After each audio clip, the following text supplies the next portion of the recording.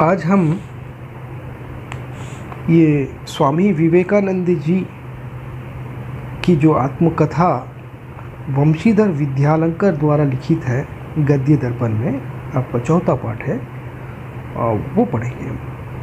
पहले वंशीधर विद्यालंकर जी का परिचय देखेंगे, फिर उसके बाद हम उनके द्वारा प्रस्तुत जो बायोग्राफी है उसे देखेंगे। अभी सुनाई दे रही आवाज़? हाँ सुनाई दे रही सर। अब साफ दे रही? हाँ साफ सुनाई दे रहा। हाँ, वेरी गुड वेरी गुड, ठीक है। तो स्वामी विवेकानंद का नाम तो भारत का बच्चा बच्चा जानता है। वो एक महान दार्शनिक और एक धार्मिक व्यक्ति थे, एक साधु थे। तो उनकी जीवनी को प्रस्तुत करने का प्रयास यहाँ पर स्वामी वंशीधर विद्यालंकर जी कर रहे हैं। देखिए, इसमें पहले मैं आपको लेखक का परिचय बताना चाहता हूँ, क्योंकि स्वामी विवेकानंद तो एक महान शख्सियत है, एक महान चरित्र है। भारत के एक महान दार्शनिकों में उनकी गिनती आती है और महान क्या कहते हैं धार्मिक पर्सनैलिटीज़ में उनको गिना जाता है और उनके बारे में लगभग सब लोग जानते हैं, लेकिन सब अपने अपने ढंग से आत्मकथा को प्रस्तुत करते हैं। तो वंशीधर विद्यालंकर जी उनकी आत्मकथा को प्रस्तुत करने का प्रयास कर रहे हैं। पहले ये विद्यालंकर जी कौन है, इनके बारे में हम देखेंगे, फिर उसके बाद हम उनके द्वारा प्रस्तुत पाठ को देखेंगे। प्रस्तुत लेख स्वामी विवेकानंद के लेखक वंशीधर विद्यालंकर है। आप आधुनिक हिंदी साहित्य के प्रमुख साहित्यकार हैं। आपका जन्म 22 जून 1900 में पश्चिमोत्तर सीमा प्रांत डेरा गाजी खां जिले में हुआ था और फूलों का भंडार माने जाने वाले स्थान पर वंशीधर जी का जन्म होने के कारण और फूलों भरी कविता ही आप ज़्यादा लिखते हैं। और उनके जो कविताएं जो लिखी हुई है उसमें फूलों का बाज़ार, फूलों का दरबार, गुलाब की पंखुड़ियाँ आदि जो है बहुत प्रमुख है। तो इनका जो जन्म हुआ था 1900 में हुआ था, पश्चिमोत्तर प्रांत में डेरा खां ज़िला जिसका नाम है। और वो उनके गांव का नाम जो है ना फूल के नाम से आता है, इसीलिए फूलों पर शायद इनको ज़्यादा चाह थी और इन्होंने फूलों पर ज़्यादा कविताएं लिखी है। फूलों का बाज़ार इनके काव्यों के नाम देखिए, फूलों का दरबार, तो गुलाब की पंखुड़ियाँ आदि की रचनाएँ हैं। इसके अतिरिक्त निबंध, आलोचना, कहानियाँ, नाटक आदि विषय विधाओं पर भी आपने अपना कलम चलाया है। 22 फरवरी 1966 को आप पर लोग सिधारे। ये संक्षिप्त में विद्यालंकर जी का परिचय है। वे जो है निबंध भी लिखे हैं, आलोचना भी लिखे हैं। निबंध, आलोचना, आपको निबंध को ऐसे कहते हैं, आलोचना क्रिटिसिज्म, कहानियाँ स्टोरीज भी लिखे हैं, नाटक ड्रामा भी लिखे हैं। इस प्रकार आप बहुमुखी प्रतिभा संपन्न लेखक हैं। तो ये लेखक स्वामी विवेकानंद के बारे में लिख रहे हैं, उनकी जीवनी को प्रस्तुत कर रहे हैं। आत्मकथात्मक निबंध है ये। इसमें हम देखेंगे कि स्वामी जी के जीवन से संबंधित किन विषयों पर लेखक वंशीधर जी ने प्रकाश डाला है। स्वामी विवेकानंद में विवेकानंद के जीवन का बड़ा ही प्रभावशाली वर्णन किया गया है। उनके जीवन से संबंधित बातों को उजागर करने का प्रयास हुआ है। और विवेकानंद जी का जन्म 12 जनवरी 1862 ईस्वी में हुआ था। माता पिता का नाम श्रीमती भुवनेश्वरी देवी श्री विश्वनाथ है। बचपन में उनका नाम नरेंद्र था। ये काफ़ी लोग जानते हैं, सब लोग जानते हैं लगभग। नरेंद्र नाथ इनका बचपन का नाम है, विवेकानंद उनके बाद का नाम है। तो 1884 ईस्वी में बीए की डिग्री नरेंद्र ने प्राप्त की। नरेंद्र की माता महत्वाकांक्षी स्त्री थी। उनकी इच्छा थी कि उनका लड़का वकील हो, अच्छे घर में ब्याह हो और दुनिया के सुख भोगे। लेकिन नरेंद्र के अंदर बचपन से ही एक प्रबल आध्यात्मिक भूख थी। समस्त मानव जाति के प्रति प्रेम और कल्याण ही उनके जीवन का उद्देश्य था। त्याग और सेवा उनके दो मूल मंत्र थे। अब माता पिता तो सब ये चाहते हैं कि उनके संतान जो है अच्छा पढ़े लिखे, बड़े पदों को पाए और जीवन के सुख भोगे। उसी प्रकार नरेंद्र यानी स्वामी विवेकानंद के माता भी जो है इसी प्रकार उनकी कामना थी कि उनका पुत्र विवेकानंद पढ़े लिखे वकील बने और एक अच्छे पद को ग्रहण करे, दुनिया के सुख भोगे, अच्छा विवाह, उस अच्छी जगह उसका विवाह हो, जीवन में कोई कष्ट ना हो, कठिनाई ना हो। हर माँ यही चाहती है। लेकिन विवेकानंद जी के मन में जो है वो आध्यात्मिक भूख बसी हुई थी। वेदांत के प्रति उनका लगाव, धर्म के सिद्धांतों के प्रति उनका लगाव और समस्त मानव कल्याण की भावनाएं उनके भीतर भरी हुई थी। त्याग और सेवा की भावनाएं भी उनमें भरी हुई थी। यहाँ पर एक बात ध्यान देने वाली ये है कि जो व्यक्ति धर्म के प्रति झुकता है, आध्यात्मिक भावना जिसमें जन्म लेती है, निसंदेह वो व्यक्ति वसुधैव कुटुंबकम वाली भावना उसमें जन्म लेती है और सर्वे जनो सुखी भवन्तु पर उसका ज़्यादा विश्वास होता है और उस पर ज़्यादा वो बल देता है।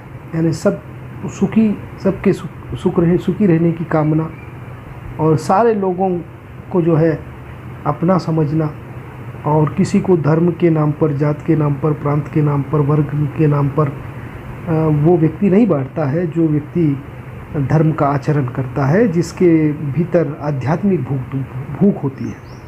विवेकानंद जी भी ऐसे ही एक महान व्यक्ति है जिनका नाम भारत के इतिहास में काफ़ी इज्जत के साथ लिया जाता है।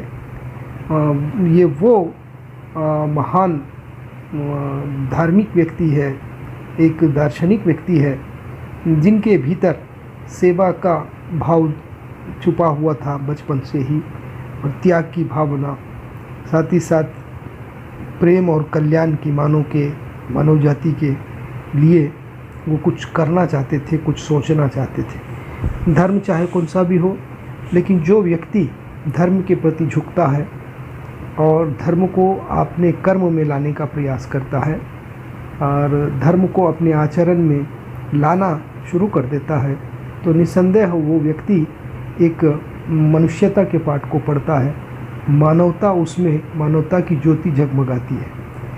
और इसके ठीक विपरीत जो व्यक्ति धर्म से परे हो जाता है, धर्म से दूर हो जाता है, तो वो मानवता से दूर चला जाता है, क्योंकि धर्म मानवता के मूल्यों को सिखाता है, मानवता का पाठ पढ़ाता है, मानव कल्याण की कामना करता है, वसुधैव कुटुंबकम की भावना को समझाता है। तो जो व्यक्ति धर्म के करीब आता है, ये सारी बातों के करीब आता है, और जो व्यक्ति धर्म से दूर चला जाता है वो इन सारी बातों से दूर चला जाता है।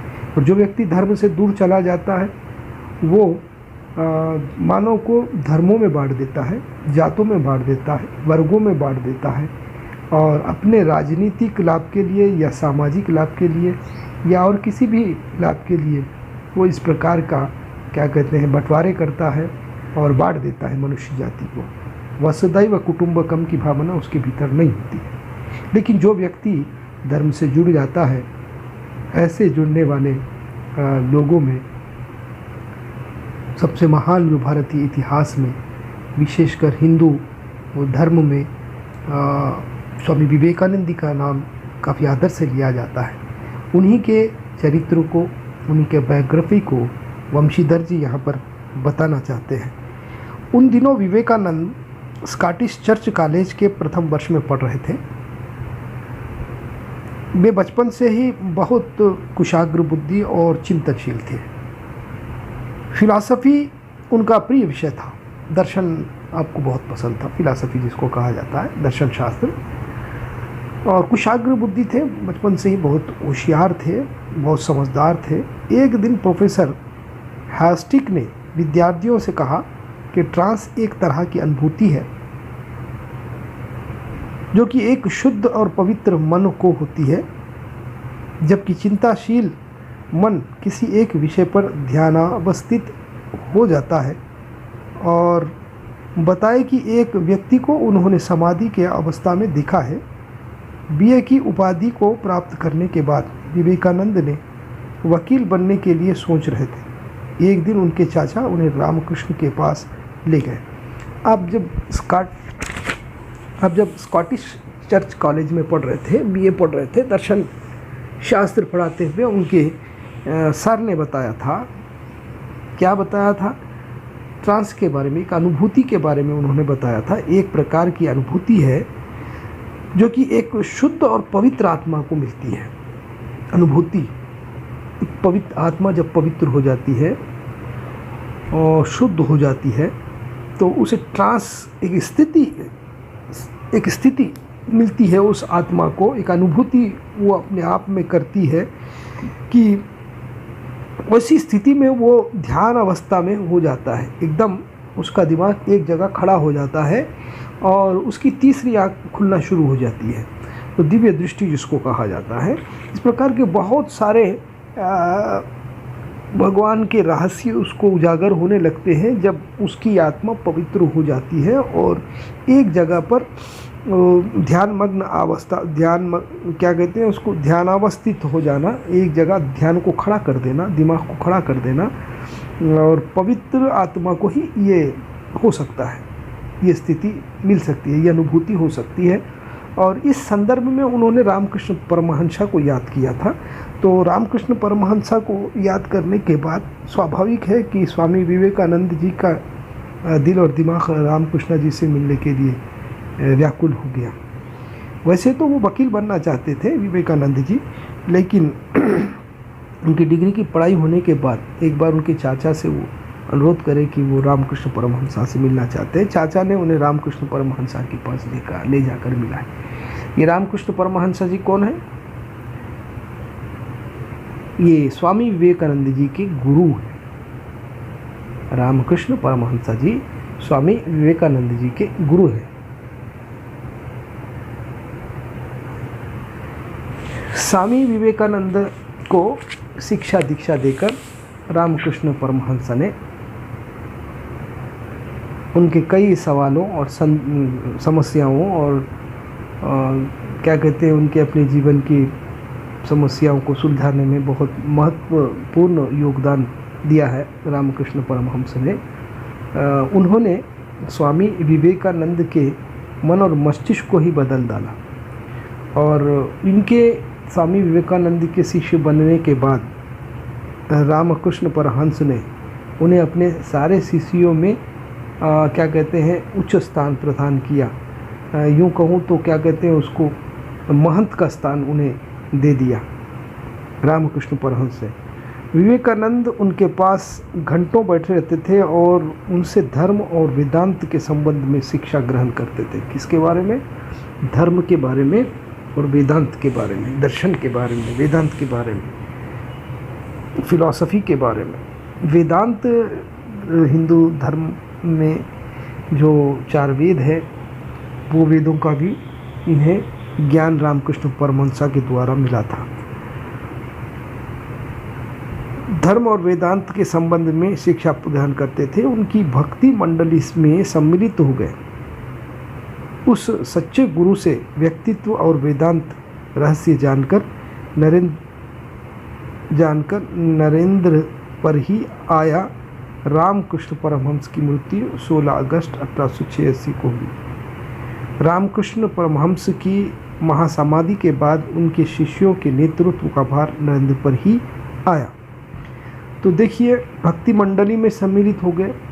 किनके? रामकृष्ण परमहंस के भक्ति मंडली में विवेकानंद जी सम्मिलित हो गए, यानी रामकृष्ण परमहंस के वो शिष्य हो गए और उनके साथ ही ज़्यादा बैठते थे और घंटों बैठकर अपने की कई प्रश्नों का समाधान उनसे लेते थे। वेदांत की शिक्षा उन्हीं से ग्रहण करते थे और इस प्रकार जो है उनके शिष्य मंडली में मिल जाने के बाद, शरीक हो जाने के बाद, रामकृष्ण परमहंस जी ने अपने सारे शिष्यों के नेतृत्व को उन्हें सौंपकर, नरेंद्र जी को सौंपकर 1886 में परलोक सिधारे। 16 अगस्त 1886 में परलोक सिधारे। अब उनके जाने के बाद उनके जितने भी कार्य थे उसे आगे बढ़ाने के लिए, धर्म का प्रचार करने के लिए, वेदांत की शिक्षा दीक्षा देने के लिए, और विवेकानंद जी ने अपने साथी शिष्यों की जिम्मेदारी अपने कंधे पर ली और रामकृष्ण परमहंस की पीठ पर आसन्न हो गए।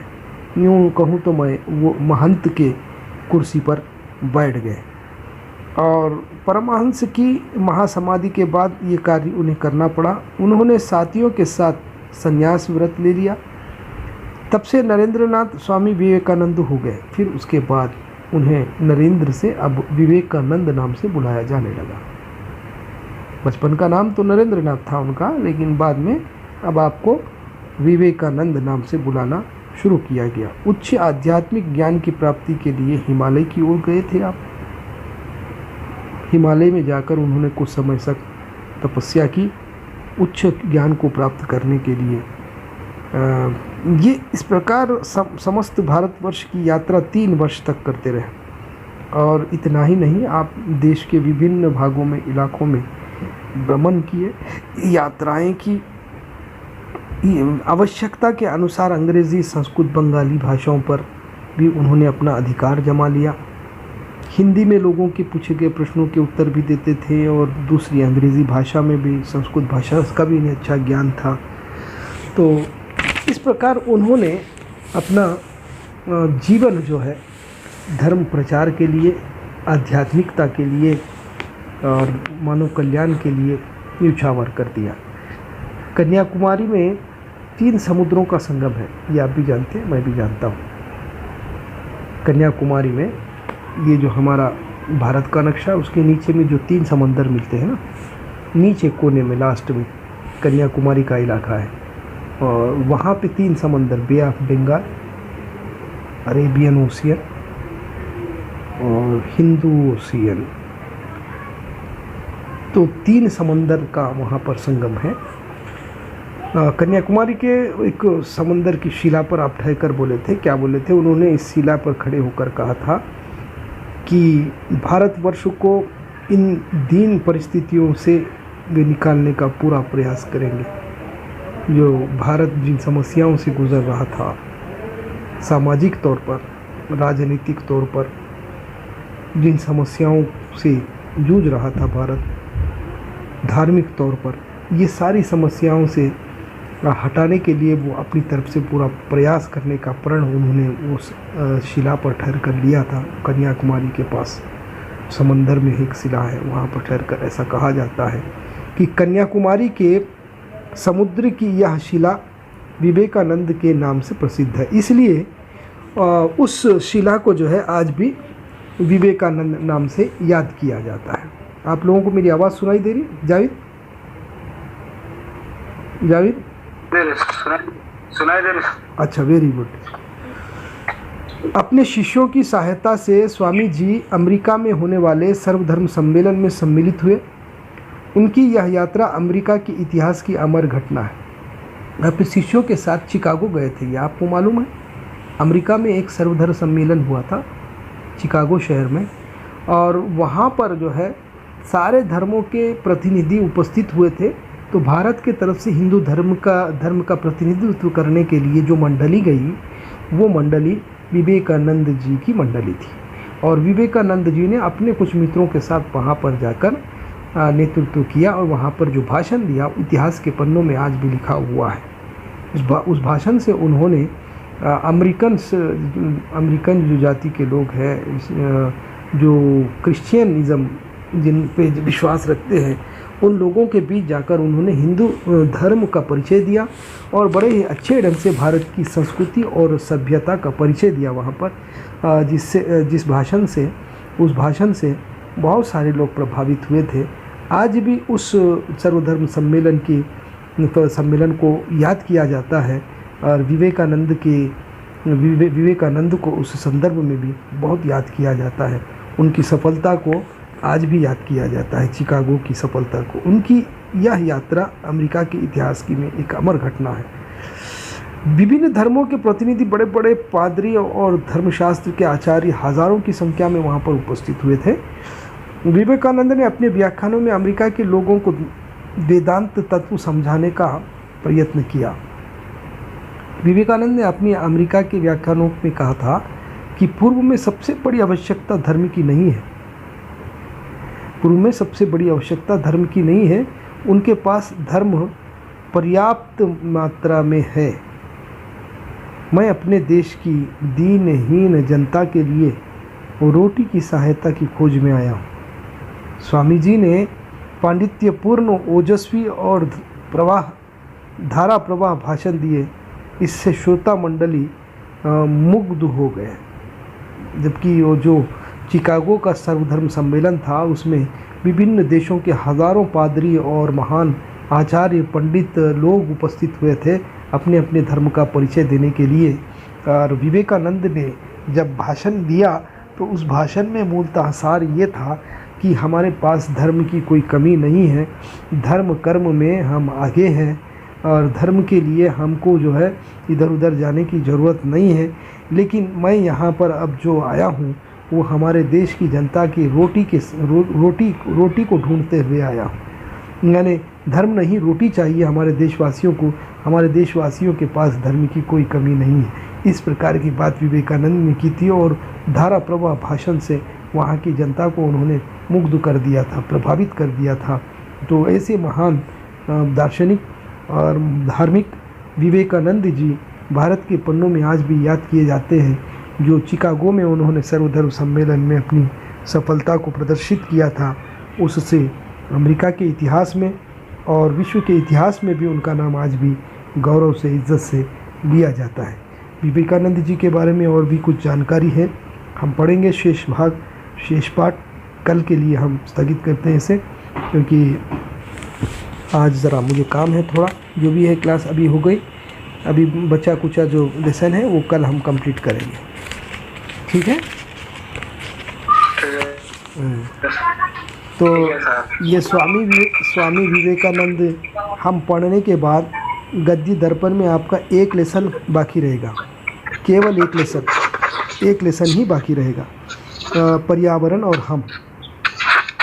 फिर उसके बाद कथा सिंधु में 2 कहानियाँ आपकी रहेगी, कुल मिलाकर 3 पाठ आपको करवाए। अब व्याकरण तो बहुत सिंपल है। इलियास बोल रहे हैं?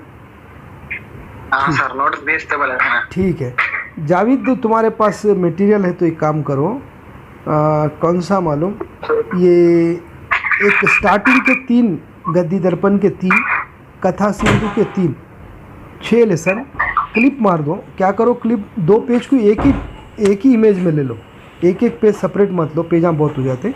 ऐसा बुक रखो, ओपन करके 2 पेज को एक ही इमेज में ले लो। ऐसे क्लिपा मार के एक PDF फाइल बना दे के भेजो, ज़रा ग्रुप में डालो। जावेद तुम ग्रुप में डालो, ये दूसरे आर्मूर के बच्चों को हटा देते हैं, वो मैं उधर ग्रुप में पोस्ट कर देता हूँ। 2 पेजों का क्लिप मारो, ठीक है। अभी ये जो इलियास जो बच्चा है ना, वो आर्मूर का, वो उसके पास बुक नहीं है। बाहर पूरा लॉकडाउन चल रहा, बाहर निकलने की नहीं दे रहे, कोई भी मार रहे पुलिस वाले। ठीक है, तुम ये एक काम आज करो या नहीं तो कल करो, ठीक है जावेद? करेंगे ना? हाँ ठीक है, आज कर दो। हाँ ठीक है, तो ग्रुप में डाल दो। ठीक है, अच्छी बात। कल हम फिर अपनी क्लास लेने के लिए हाजिर हो जाएंगे 3 बजे, ठीक है। 3 से 4 बजे तक हम कल फिर से क्लास लेंगे, ओके। ठीक है, मैं मीटिंग को एंड कर रहा हूँ, ठीक है बाबू।